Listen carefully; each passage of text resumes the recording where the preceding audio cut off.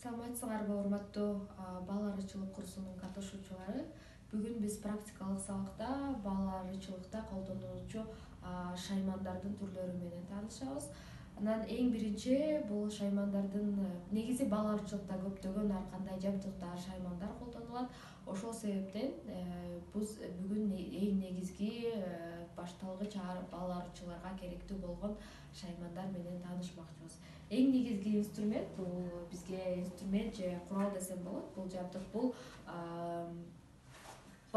түтөткүч түтөткүч. Мунун ичине от салып, кадимкидей эле от жагып түтөтүп, анан бул жерин басканда ал түтүндөр чыгып турат. Бул болсо арыларды ошол жоошутуу үчүн колдонулат. Анткени качан түтүн келгенде арыларга бул өрт болуп атат деген сигнал келет. Анан ошондуктан алар өзлөрүнүн ооздоруна балды толтуруп алышып, андан кийин алар чакканга, башка кишилерди чакканга кандайдыр бир өзлөрүн чага албай калышат да, негизин айтканда. Анан бул түтөткүчтүн дагы ар кандай түрлөрү бар. Бул болсо атайын ошол кол күйбөш үчүн же бир нерсе жакка койгондо күйбөш үчүн колдонулуучу защитный мындай коргоочу сеткасы. Анан негизи бул илип койсо болот, мындай эгер колдонбой турсаңар илгичи болот. Анан бул жери ошол кожадан же болбосо дермантинден жасалган болот. Андан тышкары бул түтөткүчтүн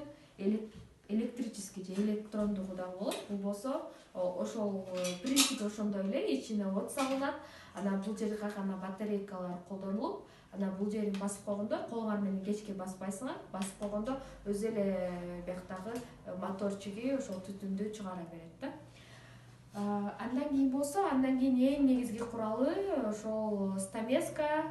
Бул стамеска мындай болот, эң негизги мындай көбүнчө элдер колдоно турган. Анан бул жерин негизи курчоотуп алган жакшы болот. Анан ошол рамкаларды чыгарганда бул биринчи алар бул жерин ошол рамканы чыгаруш үчүн, бошотуш үчүн колдонобуз.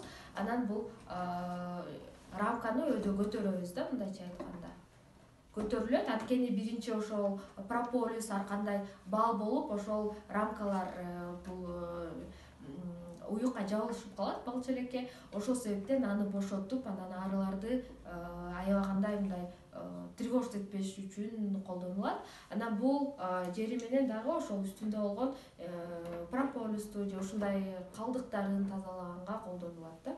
Андан тышкары анын дагы башка түрлөрү бар да. Мына азыркы уже азыркы учурда колдонуп аткан ар кандай түрлөрү бар. Мына бул деле ошол эле функцияны аткарат.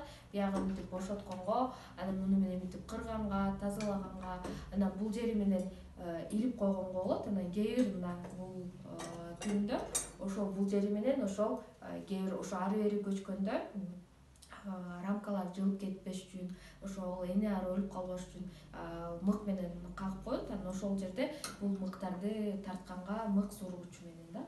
Анан мунун дагы ар кандай түрлөрү бар, өңдөрү, түрлөрү бар болот. Андан кийин болсо ошол рамканын бетине машина чаптагыч, каток деп айтылат. Мунун дагы ар кандай түрлөрү бар, но эң негизги колдонулганы булар да. Бул узун түрү деп айтылат. Бул болсо мындай атайын бурулган түрү. Муну болсо ысытып алып чаптаса болот, же болбосо ушул бойдон эле чаптаганга болот да рамкаларды. Анан азыркы учурда көбүнчө аккумулятор менен же болбосо ысытып чапталат. Андан тышкары бул щетка. Щетканын кылдары натуральный болот. Анан бул болсо ошол жылкынын түгүнөн жасалган. Анан бул жери жыгач. Бул болсо ошо арыларды рамкалардан күүп түшүрүү үчүн колдонулат. Андан кийин бул болсо вилка. Бул айрычаны болсо ошол рамкалардын рамканын ичиндеги балды мындай крышкаларын ачуу үчүн колдонулат. Же болбосо жанакындай эркек арылар аябагандай көбөйүп кетсе, ошолордун бетин ачып, алардан кутулуу үчүн же аларды алып салуу үчүн колдонулат вилка. Вилканын дагы азыр ар кандай түрлөрү, формалары чыккан, но эң негизгиси ушундай барды. Андан кийин болсо бул валик деп коет. Валик. Бул болсо негизи ошол бал тартып аткан учурда ошол же болбосо арыларга ошол рамкаларды кайра тамак катары бериш үчүн ошол крышкалары жабык болот. Биринчи ошолорду ачуу үчүн үстүнө жүрүп үчүн колдонулат да. Андан сырткары дагы бул рамочный захват же ошо рамканы алгыч деп айтылат. Ал рамканы алгыч болсо ошол рамканы өйдө колуңар менен көтөрбөстөн муну өйдө алыш үчүн колдонулат. Андан тышкары бул калакча. Бул калакча болсо ошол атайын бияк жагында мындай туштаган мындай сыяктуу мындай кыры жок болот. Бул болсо ошол арылардын өлүп калган арыларды же балким ошол кандайдыр бир калдыктарды ошол уюктун эң түбүнөн тазалап салуу үчүн колдонулат. Андан тышкары бул бычактын да ар кандай түрлөрү бар. Бул бычак дагы ошол рамканы кесүү үчүн бал тартуу учурунда колдонулат. Андан тышкары ошол аябаганда эркек арылар көбөйүп кеткенде ошолорду кесүү үчүн дагы колдонулат да. Мына бетине карап мындайдан кылып ысытып анан кескенге болот. Бул бычактын дагы ар кандай түрлөрү бар. Азыр электрическийлери бар, жана буу менен иштегендери бар. Анан бул кыскасы, анан мындан дагы узундары бар. Анан аккумулятор менен иштегендери бар. Анан түрлөрү болот да алардын дагы. Андан тышкары бул поилка же болбосо бул суу бергич да. Кадимкидей эле бияка суу коюлган, суу же болбосо сироп деле берсе болот. Биз деле өзүбүз сироп берип жүрөбүз жазгы балда да. Анан буга жарым литр суу батат. Сууга желательно кандай туз кошуп коюу керек. Анан мындайдан кийишилип, анан мындай кылып, анан литогуна киргизилип коет. Же болбосо эгер суу болсо, эгер ошондой сироп, сахар кошулган сироп болсо, анда литокко киргизиш керек. Эгер андай сироп эмес суу эле берилсе, анда мындай эле жакын жерге коюп койсо болот. Бияктагы арылар конуп, анан сууну ичип кетишет. Андан тышкары бул болсо матка кармагыч. Матканы ичине алып, анан кармап, же болбосо атайын ары бери алып жүргөнгө же ушул арыны көндүргөнгө дагы болот да. Мындайдан ичине кычып койсо дагы болот. Же болбосо арыны жаңы чыккан арыларды кармап, аларга атайын ошол метка койгонго үчүн колдонулат. Андан тышкары бул шпательдин түрлөрү. Бул болсо эң негизгиси бул ошо арынын эне сүтүн чогултуу үчүн колдонулат. Бул атайын бул эки жагы тең колдонулат. Ичинен ошо ячейканын ичинен эне сүтүн алуу үчүн колдонулат да. Мисалы үчүн эгер биякта эне сүт болгон болсо, анда мындайдан алганга болот, же болбосо мындайдан да.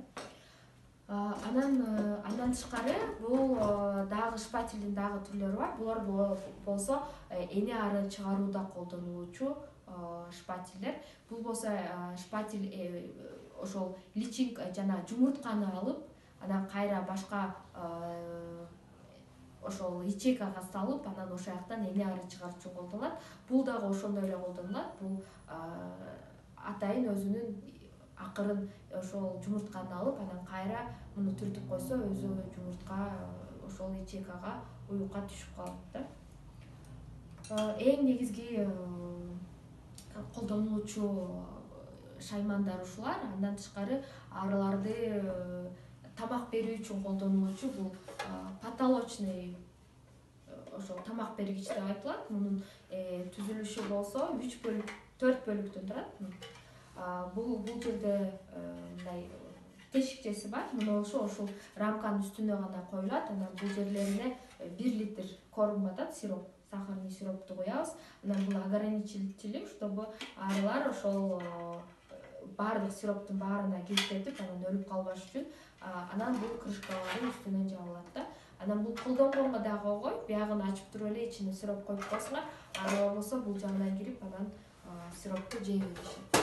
Андан тышкары мындай атайын ушу инструменттерди салуу үчүн ушундай кутуча болуш керек. Анткени инструменттер көп болгондуктан алар ар кайсы жака жоголуп кетиши мүмкүн, же болбосо кандайдыр бир кирдеп калышы мүмкүн. Ошондуктан бул гигиенанын, санитарияны сакташ үчүн атайын ушундай ачык болушу мүмкүн, же болбосо мындай кутучанын дагы атайын жабыктары дагы бар. Анан ушул жерге бүт инструменттерди салып, ичинде ар кандай бөлүктөрү бар.